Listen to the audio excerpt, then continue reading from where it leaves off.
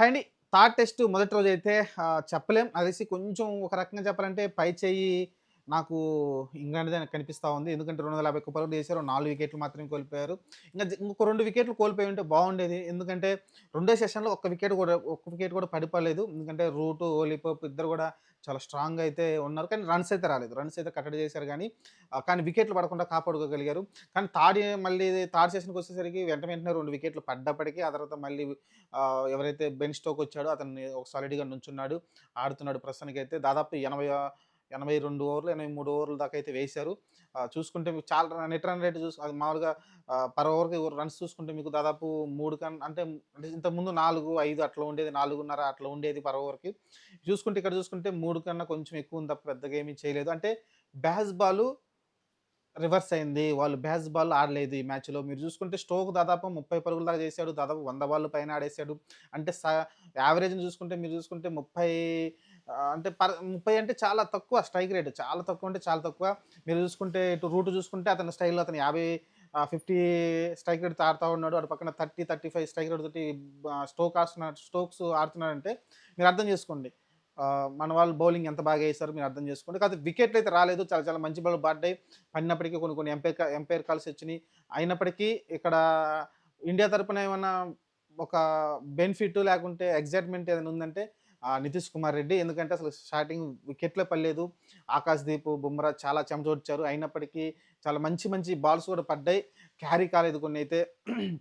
మీరు చూసుకుంటే ఫస్ట్ ఓవర్‌లో అనుకుంటా. ఫస్ట్ ఓవర్‌లోనే ఏదైతే బాలేసాడో బుమ్రా అప్పుడన్నాడు సాఫ్ట్ ఉంది పిచ్చి కొంచెం దగ్గరగా నుంచోమని అయితే సజెషన్ కూడా ఇవ్వడం చూసాం. అంటే దూరంగా ఉంటే క్యారీ కావట్లేదు బాల్. క్యాచ్‌లకైతే రావట్లేదని కొంచెం దగ్గరగా నుంచోమని చెప్పారు. ఆ తర్వాత నితీష్ కుమార్ రెడ్డి వచ్చాడు. వచ్చి ఇమ్మీడియేట్‌గా అయితే టీ తర్వాత ఏదైతే డ్రింక్స్ బ్రేక్ తర్వాత వచ్చాడు నితీష్ కుమార్ రెడ్డి వరుసగా 2 వికెట్లు తీశాడు. ఒకే ఓవర్‌లో 2 వికెట్లు ఇద్దరిని ఓపెనర్స్ ఇద్దరిని క్రాలీని అలానే డకెట్‌ని అయితే ఔట్ చేయడం చూసాం. కానీ క్రాలీకేసిన బాల్ అయితే వేరే లెవెల్ బాల్ అది.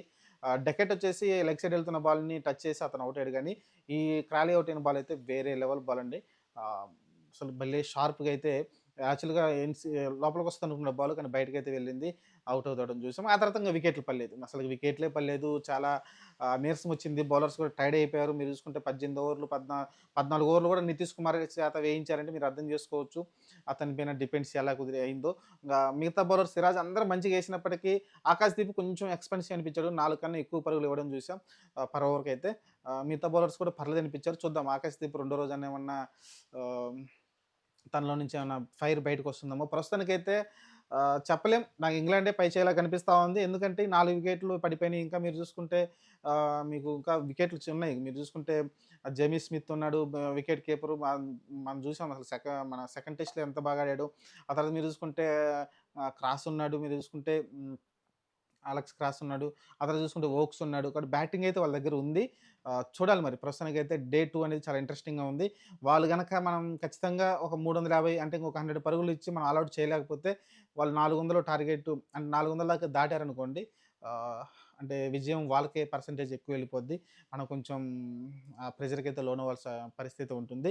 చూద్దాం మరి. ఎందుకంటే పిచ్ కూడా అసలకి లార్డ్స్ పిచ్ అంటే నేను స్టార్టింగ్ టాస్ ఏసినప్పుడు చూసా ఇంట్రెస్టింగ్‌గా. అది పిచ్చి చెప్తారు కదా దాని గురించి. అప్పుడు ఇంట్రెస్టింగ్‌గా చూస్తే ఎర్రగా కనిపిస్తా ఉంది. అంటే బ్రౌన్ కలర్‌లో కనిపిస్తా ఉంది. అంటే నాకు తెలిసి గడ్డి వదిలారు కానీ దాన్నేం చేశారంటే మళ్ళీ రోలింగ్ బాగా చేశారు. అది ఎండిపోయింది. ఎండిపోయిన గడ్డయితే దాని మీదనేది ఉంది. ఫ్రెష్ గడ్డయితే లేదు. అప్పుడే కట్ చేసిన గ్రాస్ అయితే కనిపించట్లేదు. గడ్డి కొంచెం ఎక్స్‌ట్రా వదిలారు కానీ అదైతే రోలింగ్ చేసేసరికి ఎండిపోయింది. అది దాన్ అలాంటి గడ్డి ఉన్నప్పుడు ఏముందంటే స్పాంజీ బౌన్స్ అంటారు. బాల్ కొంచెం ఆగేసి రావడం కావచ్చు. ఒక్కో చోట సడెన్‌గా ఒక మంచి ఏరియాలో పడదనుకోండి బాల్ షార్ప్‌గా బౌన్స్ అవ్వడం కావచ్చు. ఇలాంటిదే జరుగుతా ఉంటుంది. కానీ వాళ్ళైతే మళ్ళీ గ్రీన్ పిచ్ అయితే ఇవ్వలేదు. పిచ్చి టూ పేస్‌గా ఉంది. చూద్దాం మరి. సెకండ్ డే ఏం జరిగిద్దో. ప్రస్తుతానికైతే చాలా ఇంట్రెస్టింగ్‌గా ఉంది. మన బౌలర్స్ కూడా పర్లేదనిపించారు. ఎందుకంటే మీరు చూసుకుంటే రూటు 50 స్ట్రైక్ రేట్‌తో ఆడుతున్నాడు. స్టోక్స్ చూసుకుంటే బాల్ అంటాడు, అది అంటాడు. చూసుకుంటే మీకు 30 స్ట్రైక్ రేట్‌తో ఆడుతున్నాడు కాబట్టి చాలా స్లోగా అయితే ఆడుతున్నారు. డే 2లో చూద్దాం ఏం జరిగిద్దో. ఎవరిది పై చేయి అనేది క్లారిటీ వస్తుంది మనకి డే 2లో. చూద్దాం మరి. ఇమ్మీడియేట్‌గా అయితే రూట్ వికెట్ తీయాలి. అతనుకు 99 మీన ఉన్నాడు. ఒక పరుగు చేస్తే సెంచరీ వస్తుంది. అతను చాలా పెద్ద ఇన్నింగ్స్ ఆడే సత్తా ఉన్న ప్లేయరు. మళ్ళీ 200 అలాంటివి కొట్టగలడు. కాబట్టి త్వరగా ఔట్ చేయాలి అతన్నైతే.